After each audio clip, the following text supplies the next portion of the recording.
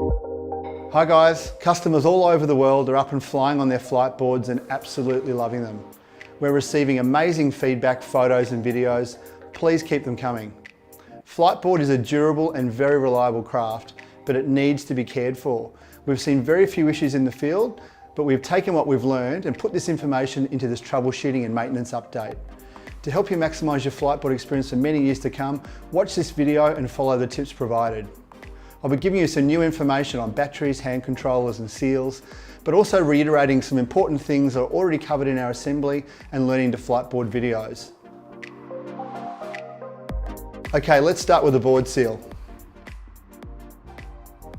It's important to keep your battery compartment as dry as possible. Although everything in this compartment is waterproof, moisture and especially salt water will increase the deterioration of the connectors and other components over time. Take care of the silicone board seal by carefully wiping away any sand or salt water from both sealing surfaces with a cloth and fresh water. This will give you a great seal. Don't place the FlightSeal battery down on a sandy beach before you install it, as it can bring sand into the battery cavity. You don't need to apply Vaseline or other lubricants, and doing so can attract sand. Just keep the seal and lid clean and you'll be good to go. If any water does make its way into the battery compartment, wipe it out with a cloth and fresh water and dry it thoroughly. You can hose out the battery box every once in a while with fresh water, but ensure you dry it properly, including the connectors, before you pack it away. The FlightSeal battery stores a lot of energy and it's really important that you respect it. Always charge FlightSeal in a safe place, away from flammable items, and always under supervision.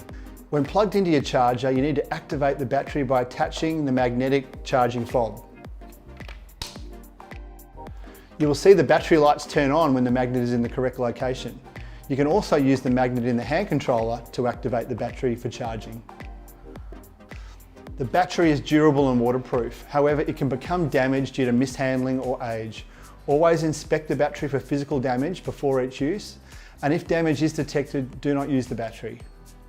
While the FlightSeal is waterproof, this waterproofing is the last line of defense. The safest battery is a dry battery. If a damaged board seal causes your battery compartment to leak and the battery gets wet, you should check FlightSeal for water ingress before charging or further use. You can do this via the sight glass. Stand the battery upright for 15 seconds and then on its side with the sight glass down for 15 seconds. This will allow even a small amount of water to make its way to the sight glass. If water is present, a colour changing label in the sight glass will turn red. Clean and dry your battery to keep it clear of sand and salt with a cloth. Don't hose it, we want to keep FlightSeal dry. Now let's talk about the data connectors. These are very high quality components, but they're the most vulnerable part of the system. If you experience issues such as the board lacking throttle or not pairing, chances are that your data connector is dirty or damaged. Always plug the data connectors in carefully. If the pins become broken, your Fliteboard won't function. If the data pins get dirty or exposed to salty moisture, they can build up a corrosive coating that can cause connection issues. You can clean contacts with a spray of contact cleaner.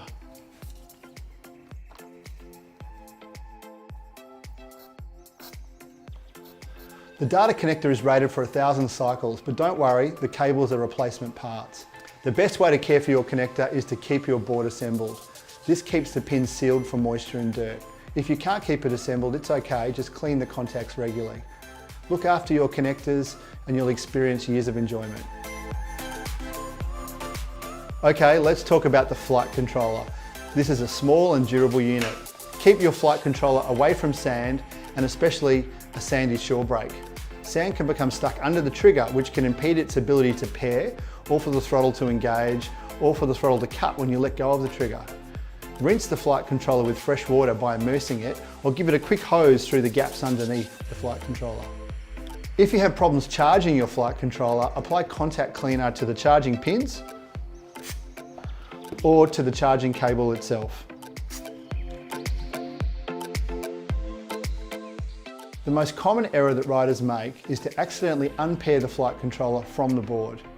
The system is designed so that you can put the board into pairing mode, for example to connect a new hand controller, by holding the hand controller over the arming magnet for 10 seconds. When riding the board, you only need to hold the magnet over the arming pad for a few seconds. When you feel the flight controller vibrate, move it away and pull the trigger to get moving. If you accidentally keep the hand controller over the arming pad for too long, the board will unpair from the hand controller. You'll know this has happened because the board light will be flashing and the flight controller will show the broken connection icon. It's easy to fix this issue. Just repair by holding the plus button for 5 seconds to put the flight controller into pairing mode, and then hold the flight controller over the arming pad again for 10 seconds. The flight controller and board will then reconnect. If at some stage you damage the propeller or the propeller duct, please don't try and disassemble these items from the power unit without first contacting Fliteboard for specific instructions. If, for example, you unscrew this whole end cap by mistake, lubricant from the shaft seals will leak out, and if it's not replaced properly, salt water can get into your motor and gearbox and damage them permanently.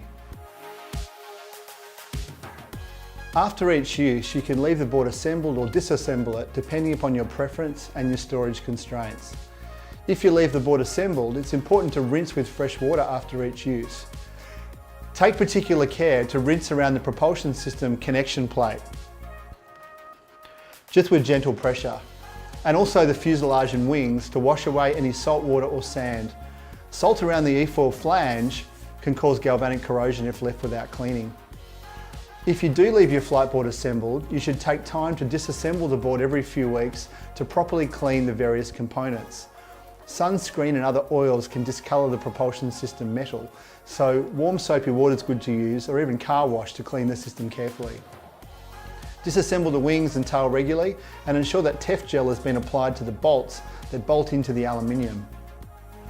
Also try to keep your board, including its bag, out of the sun for extended periods. Follow these tips and you'll experience many years of enjoyment from your flight board.